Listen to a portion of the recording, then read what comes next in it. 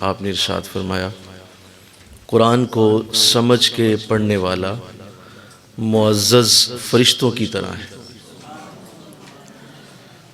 تو ایک تو اسے فرشتہ کہا ان معنوں میں کہ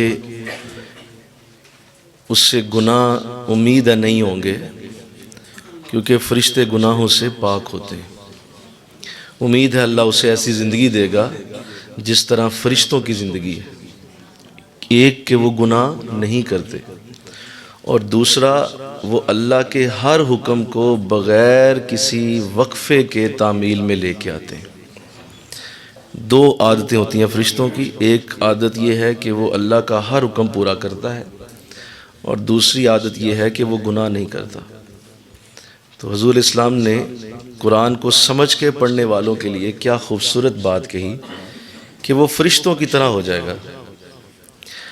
اور دوسرا یہ بھی کہا کہ فرشتوں کی بھی بہت ساری قسمیں ہیں، کیونکہ فرشتے دوزخ کے بھی تو فرشتے ہیں، بولو وہ بھی تو فرشتے ہی ہیں جو دوزخ میں ہیں اور وہ دوزخ کے کاموں کو سر انجام دے رہے ہیں۔ بہت سارے فرشتے موت کے حوالے سے ڈیوٹی دیتے ہیں، بہت سارے فرشتے رزق کے حوالے سے ڈیوٹی دیتے ہیں، بہت سارے فرشتے سورج کو جو ہے وہ کھینچ کر اس کو مغرب اور مشرق میں لے کے جا رہے ہیں، بہت سارے چاند کے ساتھ جڑے ہیں۔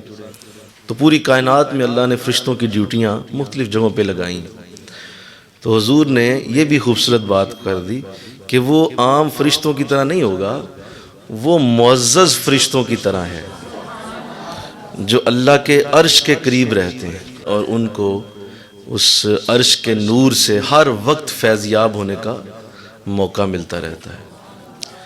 تو دیکھیے قرآن کو سمجھ کے پڑھنا کتنا بڑا درجہ ہے کہ اللہ معزز فرشتوں کی طرح کا اس شخص کو انداز اختیار کرنے کی سعادت عطا کرے گا جو قرآن کو سمجھ کے پڑھے گا۔